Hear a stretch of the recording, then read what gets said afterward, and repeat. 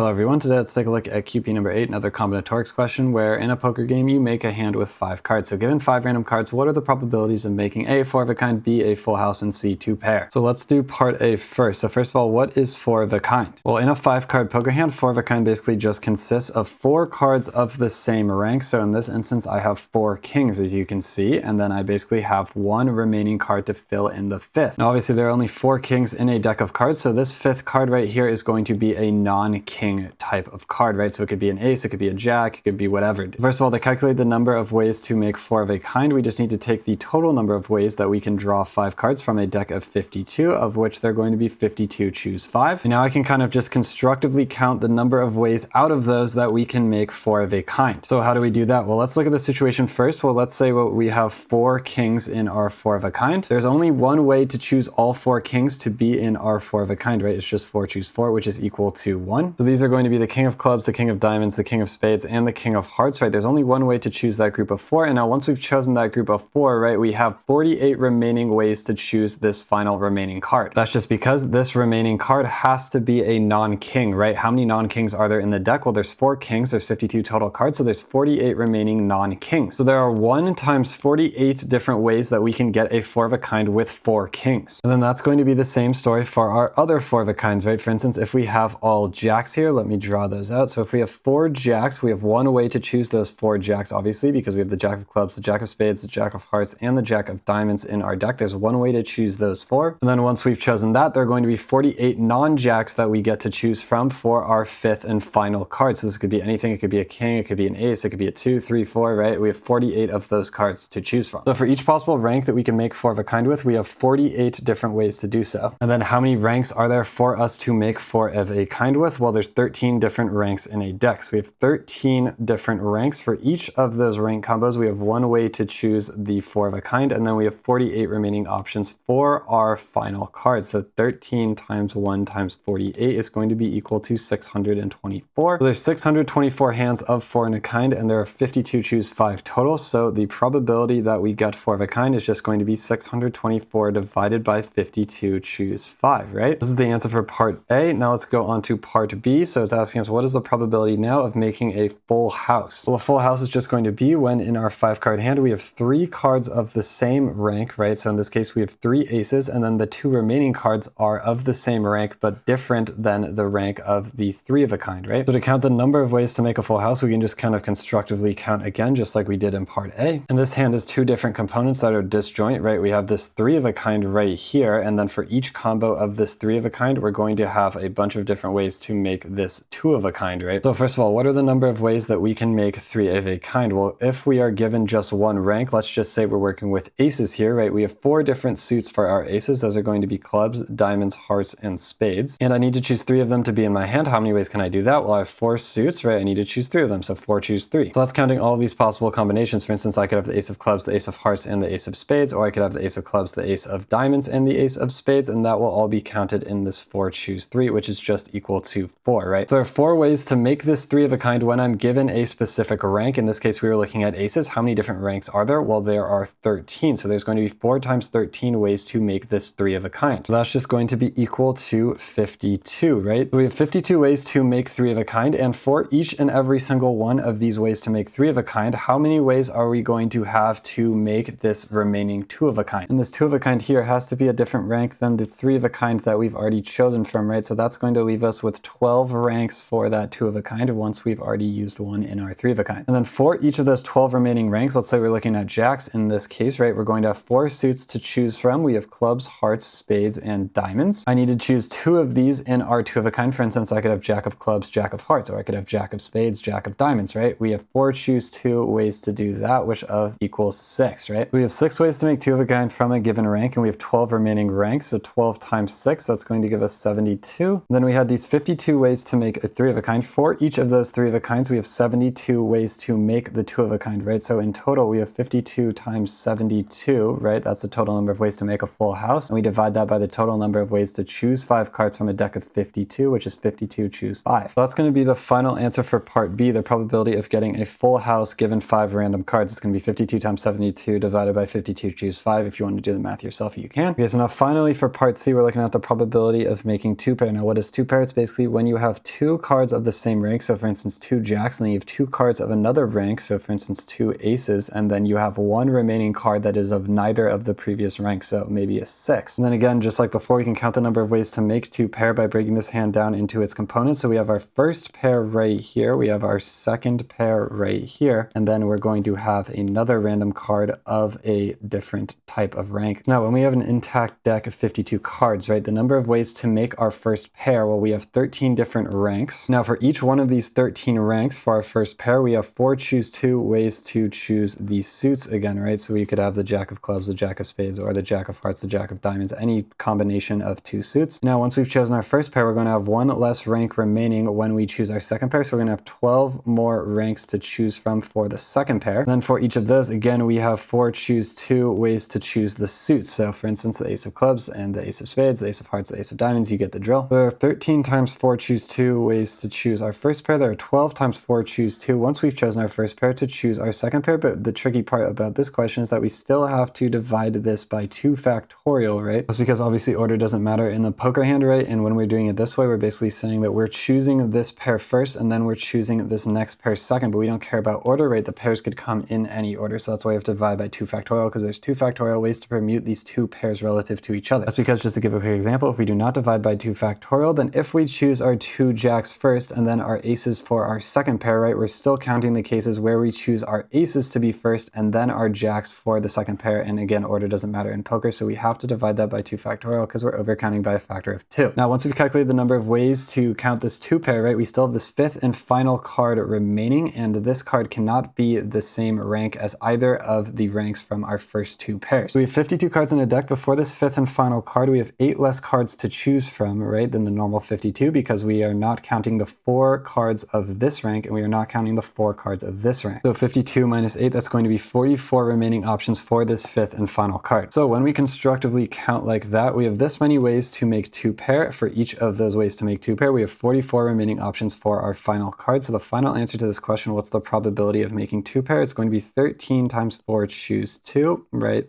times 12 times 4 choose 2. Then we have to divide that by 2 factorial, which is just equal to 2. And then we multiply that by 44, and then our total was 52 choose 5. So that's going to be our probability right there. You could also think of this 13 times 12 divided by 2. Well, that's also known as just 13 choose 2, right? That can be interpreted as just we're choosing 2 of our ranks to be in this 2 pair to start, right? And then these 4 choose 2s right here are going to be the number of ways to choose the suits for each of those 2 pairs, right? So you could think about it either way. That's going to be the final answer. It's going to be 13 choose 2 times 4 choose 2 times 4 choose 2 times 44 divided by 52 choose 5. That is the probability of making 2 pair in a random poker hand. So in all of these problems, we're just constructively counting the number of ways to make the hand that we are trying to find, right? And then we're dividing that by the total number of ways to draw 5 cards from a deck of 52, which is just 52 choose 5. So yeah, just another classic combinatorics question.